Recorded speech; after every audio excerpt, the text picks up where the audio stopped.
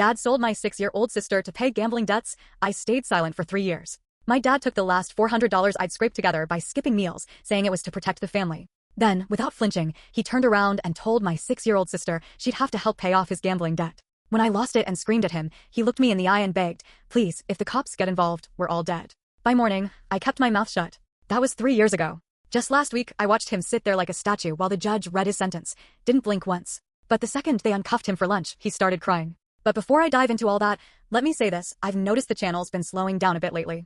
If you're here and you like these stories, hitting that subscribe button is the easiest way to show support. It's fast, it's free, and it really helps keep this community growing strong. I was only 13 the first time I asked my dad why me and my little sister hadn't had anything to eat all day. "Sweetheart, you know I'm doing all this to help our family win," he told me. I blinked hard, trying to keep from crying. You see, my dad was the kind of man who could be the poster boy for gambling addiction. It all started when I was 10. Back then, he'd swing by the gas station and buy scratch-off cards like clockwork, then rush outside to see if he hit the jackpot. But I guess those little wins lost their thrill, because not long after, he was spending every weekend glued to a seat at the local casino. I remember exactly when it started too, because that was the first year me and my sister, who was just 6, didn't get a single gift for our birthdays or Christmas. That's when I started stealing. Nothing major at first, just a bracelet here, maybe a purse there. It felt impossible not to. Her whole face would light up like fireworks every time I gave her something. "Really?" For me, she'd shout, throwing her tiny arms around my waist. And my dad kept swearing up and down that one day he was going to hit it big. He always cracked the same joke about how 99% of gamblers quit right before they win, then rattle off some story he'd heard about someone winning thousands in one shot. But by the time I turned 14, I couldn't stand myself. I hated how easily I had bought into his lies. Disappointment had worked its way into my everyday life, like brushing my teeth or tying my shoes. What hurt more was that I'd told Lulu, my sister, that things would turn around soon, that Daddy would go back to the man he used to be. You might be wondering where our mom was in all this. Well, she was the one holding the family together financially. Worked as a nurse, pulling 14-hour shifts most days. She had no clue what was really going on at home. I thought about telling her 100 times, but Dad had convinced me that spilling the truth would just make everything worse. Still, one night I hit my limit. I'd spent the whole year basically being the parent of the house. I was the one dragging him to bed after he'd spent all night losing at poker, banging his head on the table every time things went south. I hardly ever got more than one meal a day because I always let Lulu eat instead. But by then, I was so numb to it all, none of it felt strange anymore. The real breaking point? That came during Lulu's Christmas play. She must have reminded us about it 100 times, put a note on the fridge 2 months early with the exact date and time. Dad swore up and down he'd be there. But when Lulu stepped onto the stage to say her one and only line, she looked over at the empty seat beside me and just broke down crying right there in front of everyone. I was livid. Texted my mom, told her we needed to talk when she got home. "Of course, honey, kiss Mark," she replied. I took a deep breath and told myself this was the right thing to do, that things might actually get better. But just like always, I got let down. We sat at the kitchen table, and I told her everything. The hunger. How I was forced to act like the adult. The constant tears and stress. She reached across the table and laid her perfectly manicured hand over mine. "Sweetheart, no husband is as good at hiding things from his wife as he thinks. I've known this whole time." My eyes welled up with tears. "So, does this mean things are finally going to change?" I asked, hopeful for once. "We're a family," she said, smiling. "And that means we cover for each other." Then, without another word, she kissed the top of my head and went off to bed. That night, I stared at the ceiling, doing the same math I'd done 100 times before. For more years, till I turn 18. That's 1,460 days of this. And honestly, if me and Lulu didn't share a bedroom, I probably would have carved barcodes into my thighs by now. But the very next day, my dad took me on a trip to rock bottom. He came stumbling through the door with a bruised eye and blood dripping from his nose. First words out of his mouth were, "How much do you have saved up?" I don't even know why I answered him honestly, but I did. "For $100. "Yeah. I'm gonna need every penny of that." I let out a heavy sigh. That money was months of going without food, wearing worn-out clothes, and hours spent babysitting. "It's to keep the family safe," he said. "I borrowed a lot of money, and as you can see," he added, pointing at his battered face, "they're not too happy about it." I grabbed the cash from where I'd hidden it behind the cupboard and handed it over. He cried and swore on Lulu's life that he'd never gamble again. And I wanted to believe him, so bad, that I ignored every warning bell going off in my head. 2 mornings later, I woke up to see Lulu heading out the door. I grabbed her right away. "Where the hell are you going?" "Daddy said he's taking me to McDonald's," she whispered. "But he told me not to tell you, 'cause he said you'd be jealous." Relief hit me like a wave. I told her to have fun and went back to sleep. But the next morning, she was gone. Her bed was perfectly made. Her favorite stuffed animal? Missing. I lost it. Screamed at my dad, demanding to know where she was. He couldn't even meet my eyes. "They said if I didn't, they'd kill us all," he muttered. I had no choice. "She's with a good family." I didn't let him finish. I was already punching 911 into my phone, but my dad was faster than I thought. He lunged at me and wrestled it right out of my hands. I tried to fight him off, but he was still stronger than me. He yanked the phone from my hands and smashed it against the wall, shattered into 100 pieces. He dropped to his knees, pleading with me not to call anyone. "If the cops get involved," he whispered, "we'll all be dead by morning." I was yelling, demanding answers where he'd taken Lulu, what the hell he'd done. All he kept saying was that he didn't have a choice. That these weren't the kind of people you cross. And right then, like some twisted movie scene, my mom walked through the front door home, early from her shift. I ran straight to her, sobbing, telling her Lulu was gone. She looked from me to my dad, then calmly back at me. Take a breath, she said. We'll handle this as a family. I couldn't believe what I was hearing. Handle what? Our 6-year-old sister was missing. My dad had either handed her off or sold her or something. My mom gently guided me to the couch, settling down between us like some kind of referee. Sometimes, she said, families have to make hard choices.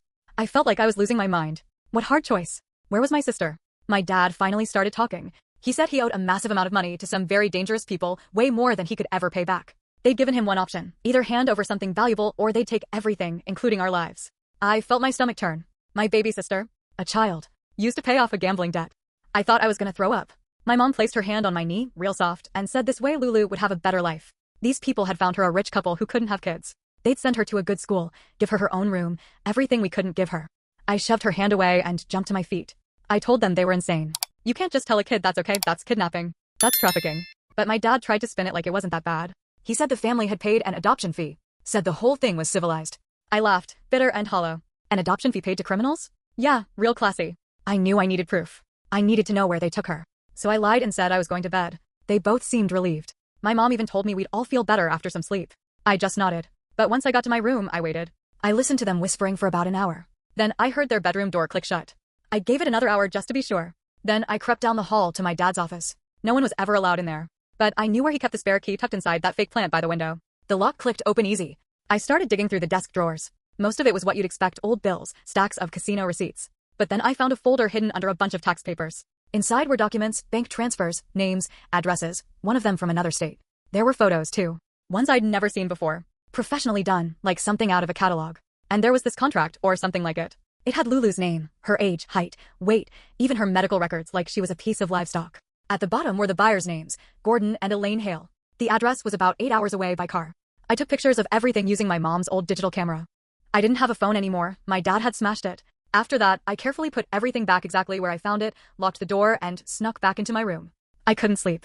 I just lay there, picturing Lulu waking up in a strange house with strangers, wondering why I wasn't there. Wondering if I'd left her behind on purpose. The next morning, I showed my mom the photos. I thought maybe, just maybe, if she saw the evidence laid out like that, she'd finally snap out of it. But she just stared at them like she was looking at grocery receipts. Then she deleted them off the camera. Just like that.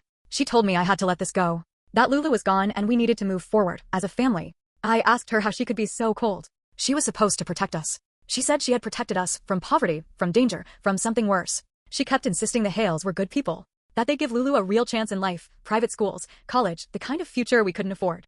And that's when it hit me. She had known the whole time. This wasn't something my dad did behind her back. They had planned it together. Talked it over. Agreed to it. My parents.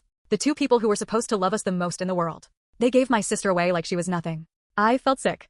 I needed out of that house. I needed to find Lulu. But I had no phone, no money, no car.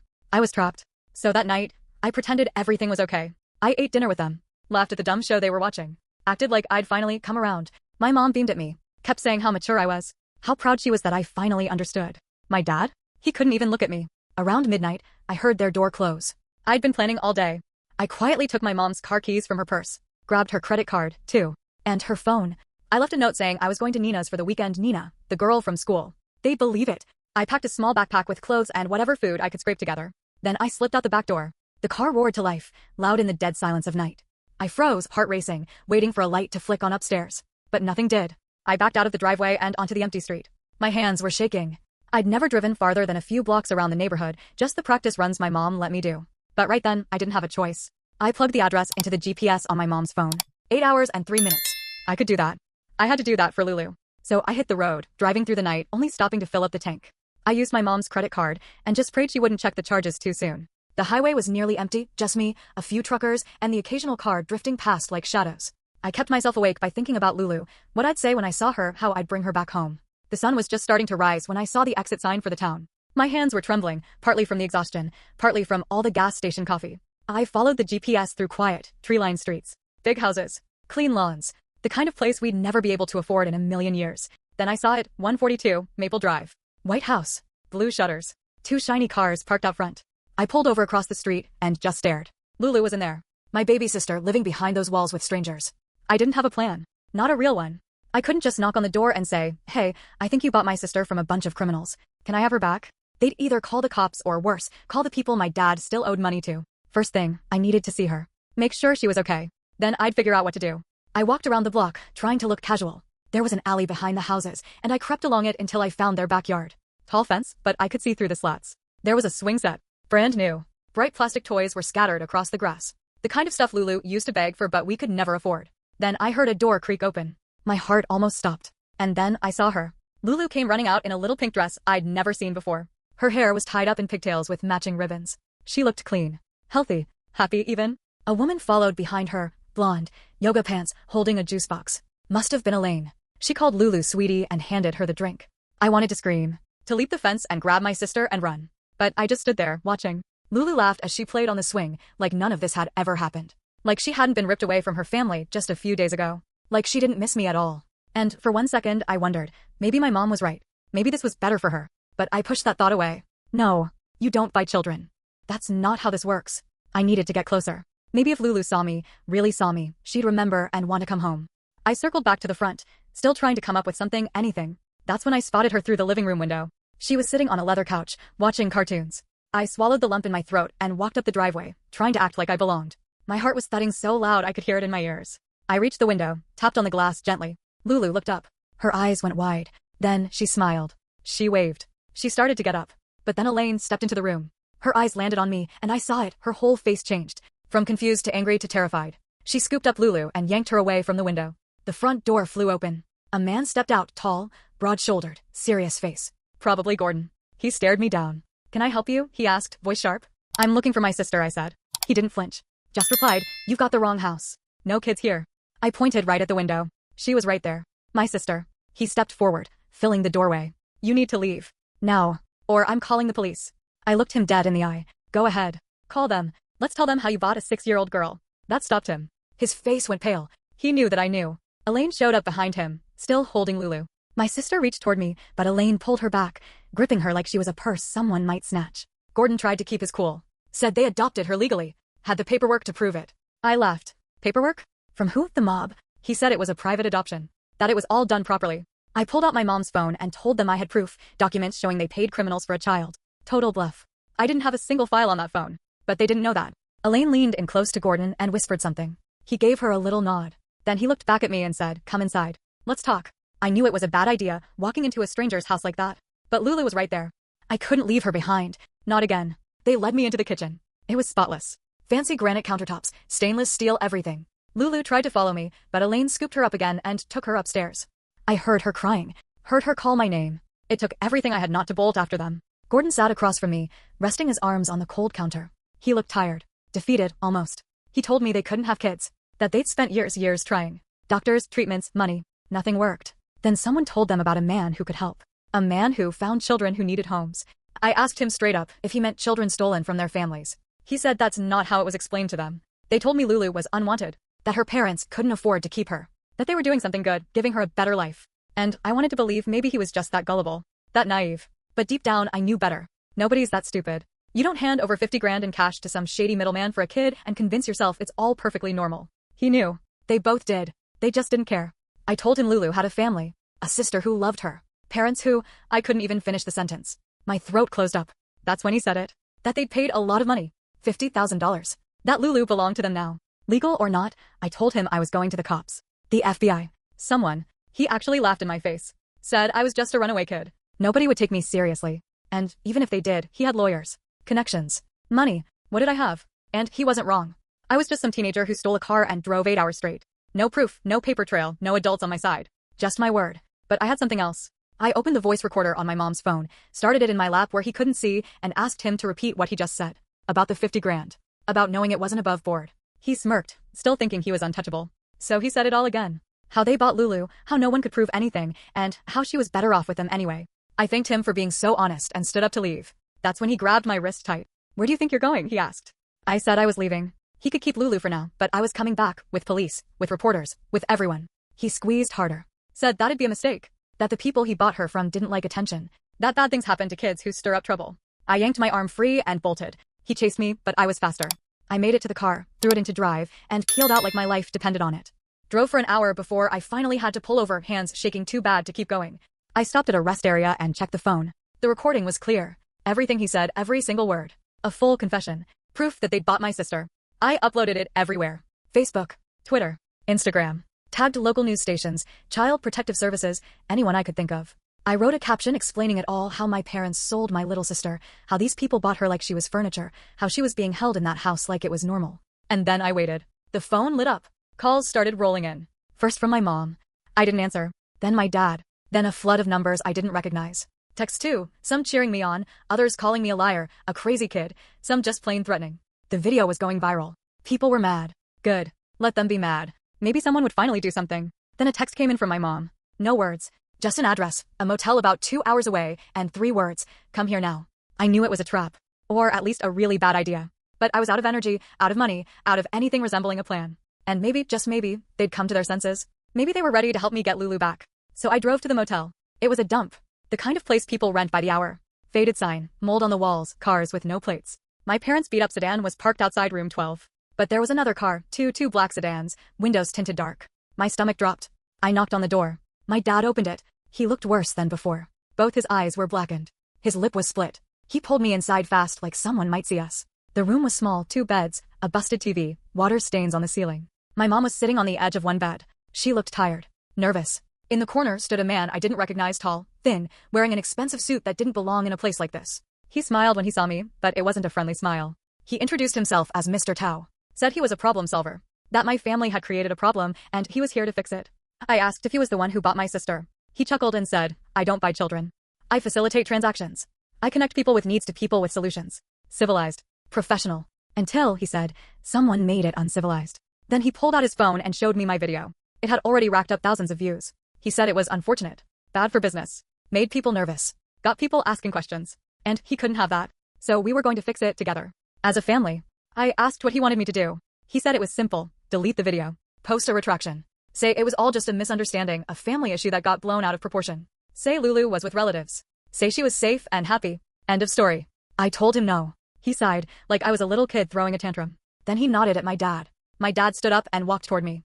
I backed away, but there was nowhere to go. He said, please, just do what Mr. Tao says. Make this go away. We can be a family again. Just the 3 of us. Like Lulu never existed. I stared at him.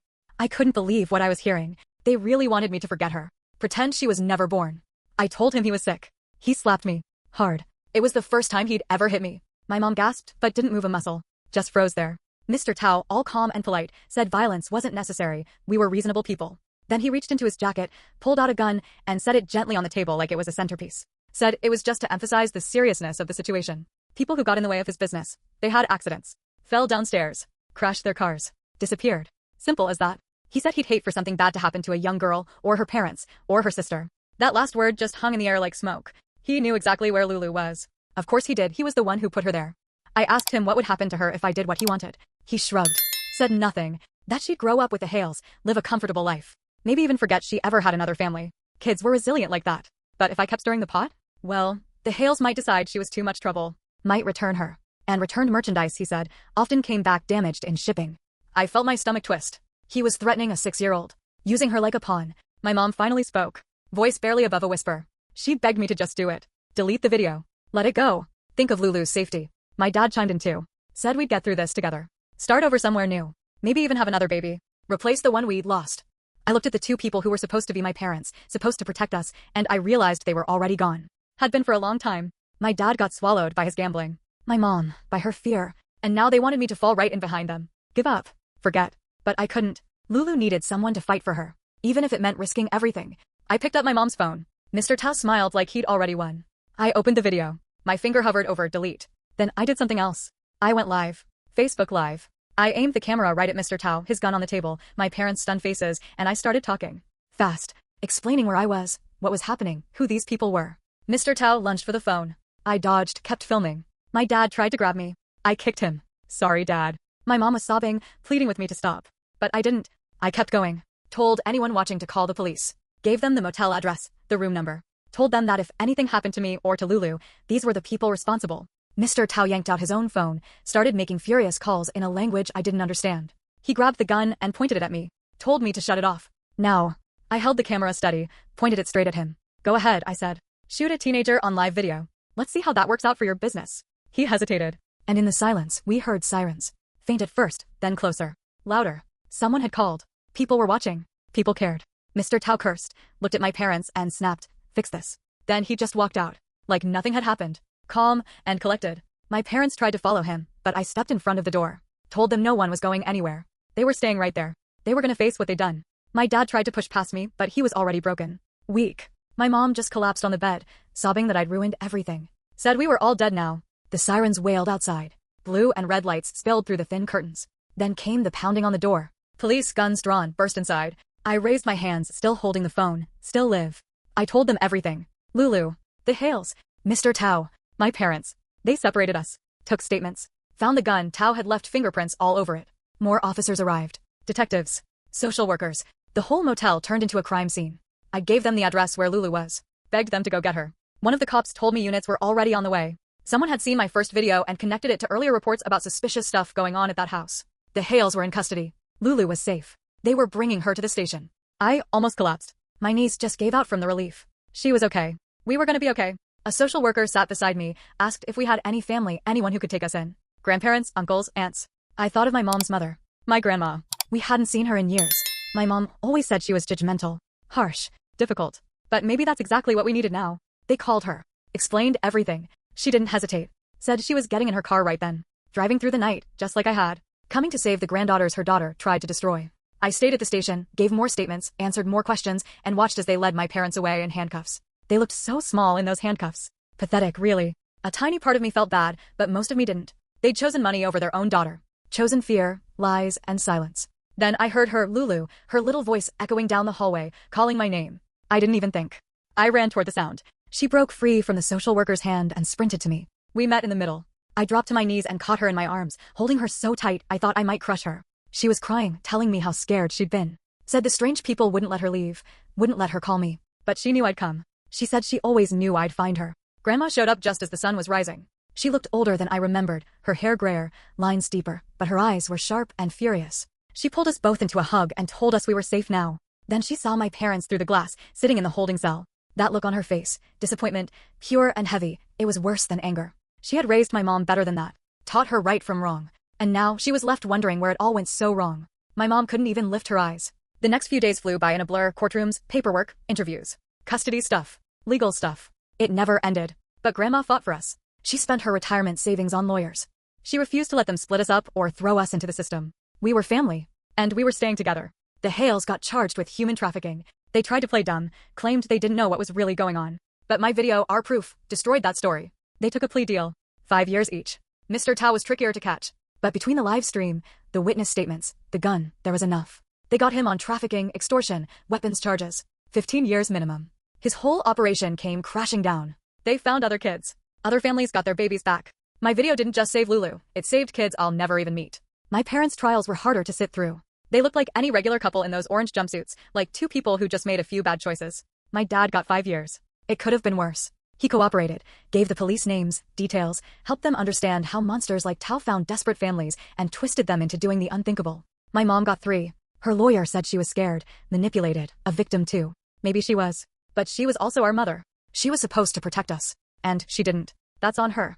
At her sentencing, she looked for me in the crowd, tried to lock eyes. I looked away. Grandma's house was small, but it was safe. She made real dinners. Set boundaries. Had rules. Things we'd never really had before. Lulu had nightmares. So I slept on her floor most nights, promising I wouldn't ever leave her again. We started new schools. Made new friends. Slowly, we learned to trust that maybe life could be normal again. Lulu went to therapy. Drew pictures of our family. Sometimes mom and dad were in them. Sometimes they weren't. Grandma took us to visit them once for closure. Dad apologized. Said he was getting help. Mom? She blamed me. Cold as ice. Grandma cut the visit short. Said we wouldn't be back until mom took responsibility for what she'd done. That was 2 years ago. We haven't gone back. Now I'm 18. I'm Lulu's legal guardian. I work at a grocery store and I'm saving up for college. Lulu's 10 now. Loves soccer. Wants to be a doctor someday. She barely remembers that awful week. Just that I came for her. And that's enough. Grandma's older now, slower, but still fierce as ever. She teaches us everything from how to cook to how to stand up for ourselves. Teaches us how to trust again. I still check on Lulu at night. Still worry. But the therapist says that's normal. Trauma fades, even if it never fully disappears. I'm graduating high school this year. And for the first time in forever, we actually feel like a family. Maybe not the one we were born into, but the one we built, the one that chose us, and the one we chose back. I still think about my parents sometimes. But mostly, I don't. We're too busy living, working, studying, laughing, building something better. Lulu is safe. She's happy. And so am I. That night I left home, I stopped being a kid. Not because I had to, but because I chose to. We survived. We're okay now. This isn't just an ending, it's our beginning. Our happy beginning. Because family isn't blood. Family is who shows up. Who stays. Even when it's hard. And we're living proof of that.